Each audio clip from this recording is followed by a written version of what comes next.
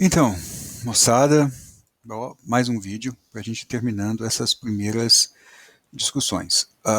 Com relação à aula introdutória de teoria da comunicação. Como eu falei, faltava, além da gente falar dos aspectos estritamente do contexto temático das teorias da comunicação, faltava a gente falar um pouquinho sobre a epistemologia.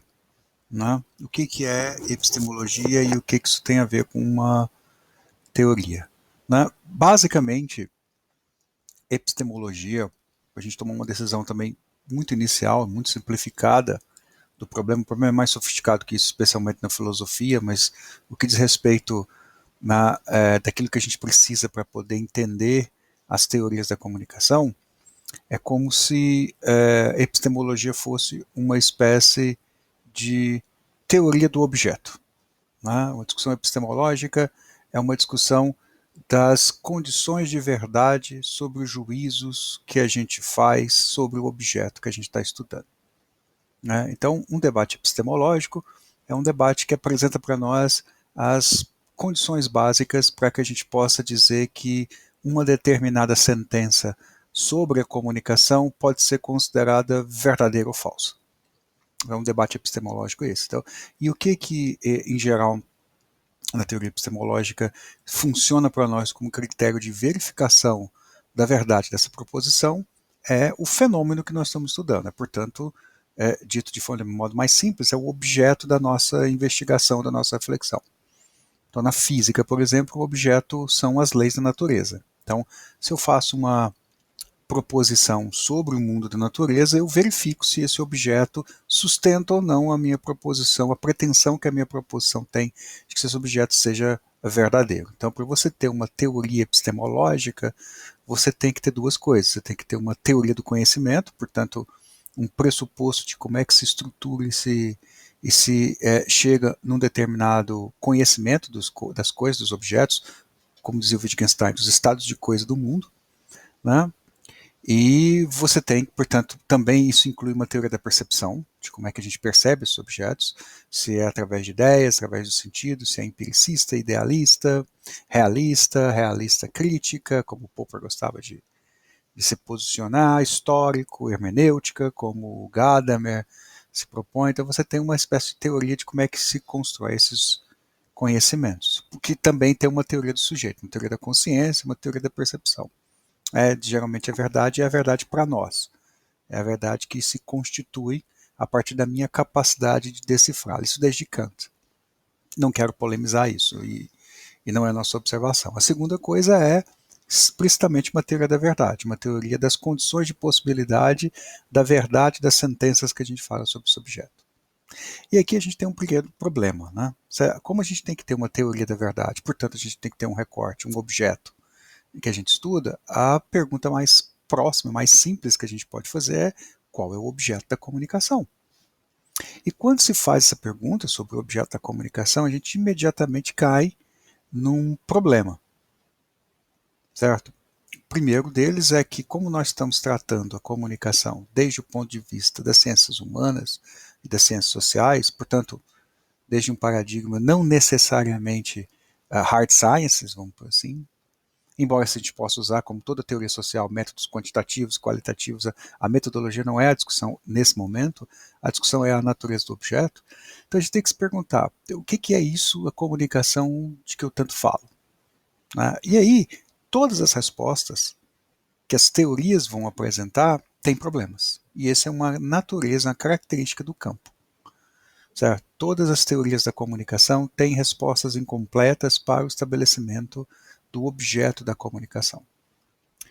A coisa é tão complexa e vamos dizer assim, difícil de ser decidida no campo da comunicação, que se você pegar todos os programas de comunicação das principais universidades de teoria da comunicação, você vai ver que tem teorias que têm programas, tem outros que faltam em outros, tem teorias que são mais vistas num, tem teorias que são menos vistas no outro, você tem teorias, por exemplo, que cursos como lá em Santa Catarina que não falam mais de comunicação, falam de uma teoria do jornalismo.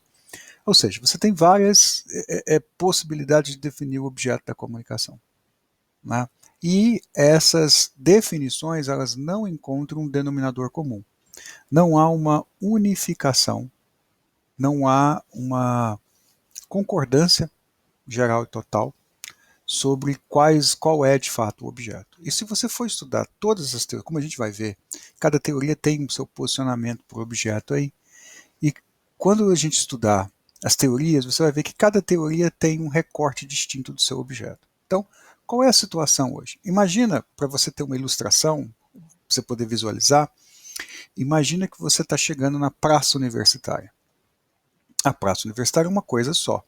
Ela está lá e é a praça que se encontra naquela região ali perto do campus da Católica e da Federal, ali no setor universitário. Só que se você vem do centro para a praça universitária pela Avenida 10, pela Avenida Universitária, você vai chegar na praça sob um ângulo muito determinado. Você vai ver a praça ali quando você pega no início dela. Por outro lado, se você vem da Praça da Bíblia descendo, você vê a praça de um outro jeito, certo? Então você tem que imaginar os estudos em comunicação e as teorias como chegando no objeto comunicação a partir de caminhos diferentes. E, portanto, tendo recorte desses objetos que têm características diferentes.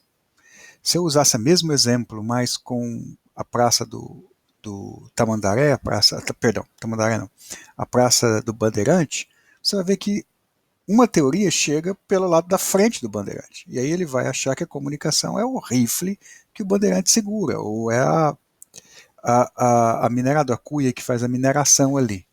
Né? Se você chega por trás, você vai achar que são as costas, né, do Bandeirante, que é a comunicação. Então você vai ter várias teorias articulando perspectivas de um mesmo fenômeno que atualmente no campo não são articuladas numa teoria só, entendeu? Numa única teoria, numa teoria convergente. Certo? Você tem teorias que têm o maior ou menor grau de explicação, mas todas elas têm essas limitações. E se você for rastrear, como a gente vai ver, tanto as teorias contemporâneas quanto as clássicas em comunicação, você vai chegar basicamente em duas perspectivas distintas. Você vai ter teorias da comunicação, certo? Que focam em objetos, né? Que focam em objetos. Só um minuto aqui. Isso aqui é melhor.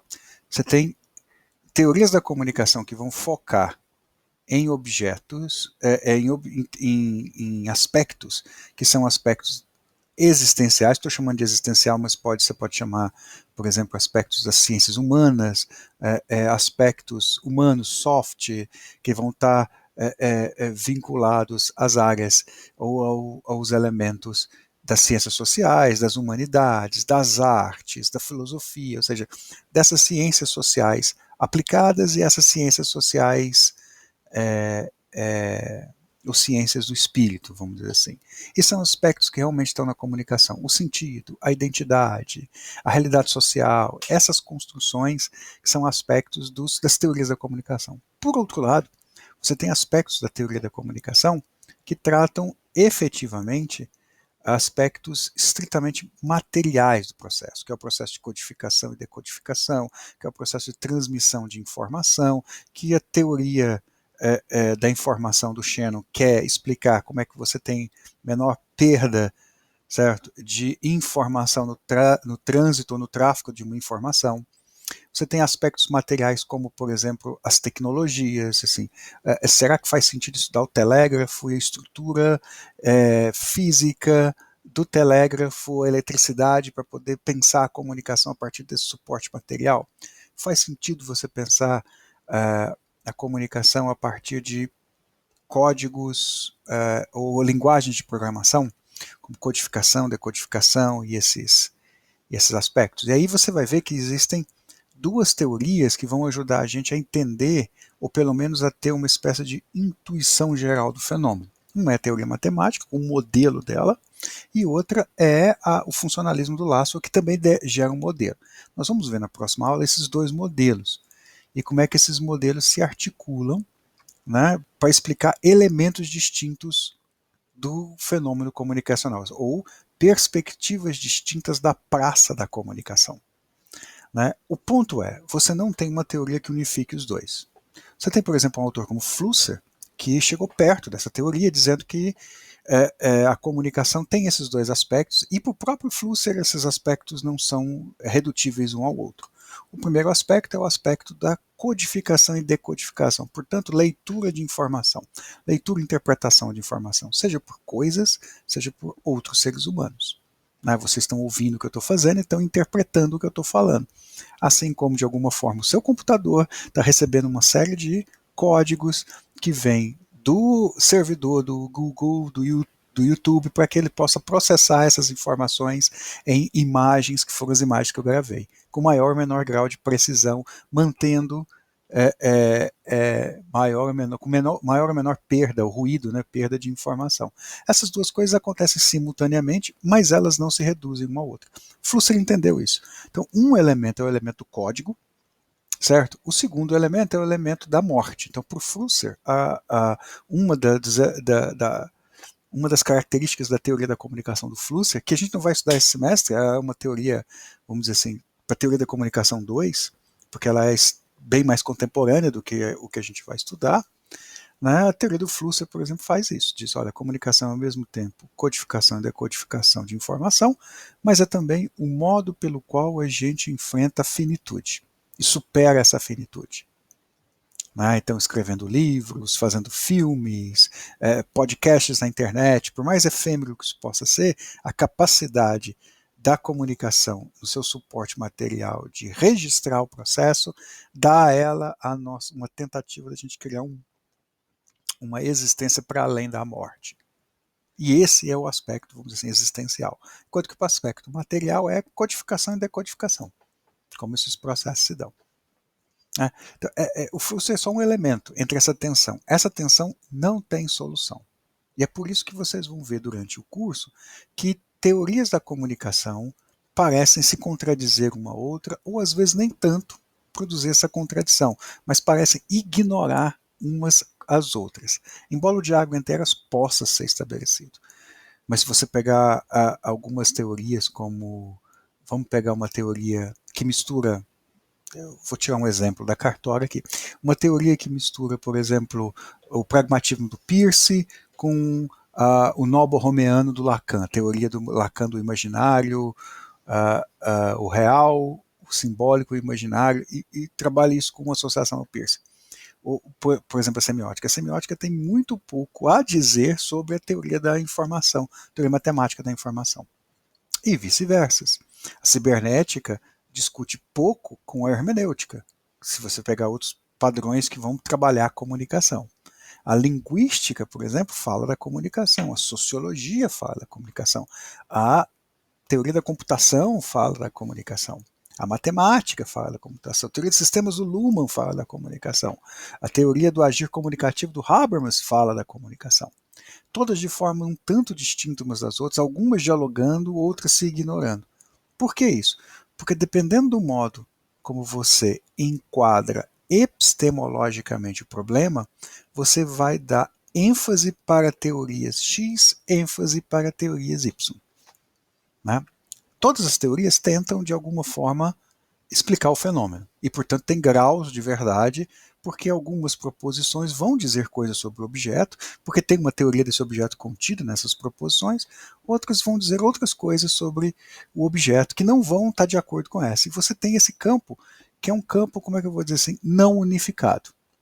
Então, na próxima aula, a gente começa a discussão sobre a primeira teoria, que é a teoria hipodérmica, mas antes eu vou apresentar esses dois modelos, que são basicamente formas iniciais da gente ter uma visão geral do objeto. Elas não esgotam o objeto, não tem isso de esgotar, mas elas nos dão inicialmente uma visibilidade mais geral do objeto, uma intuição básica, uma intuição, um ponto de partida para a gente dialogar com as teorias. Né? A gente vai fazer isso na próxima discussão. Por fim, eu vou deixar para vocês, que podem até dar o freeze aí, as referências com as quais a gente vai trabalhar ou está trabalhando durante o curso. Dá um pause, veja essas referências, aquelas que vocês puderem começar a ler e trabalhar, vocês começam a ler e trabalhar. Essa primeira é difícil de encontrar aqui no Brasil, mas as outras têm. Então, até mais.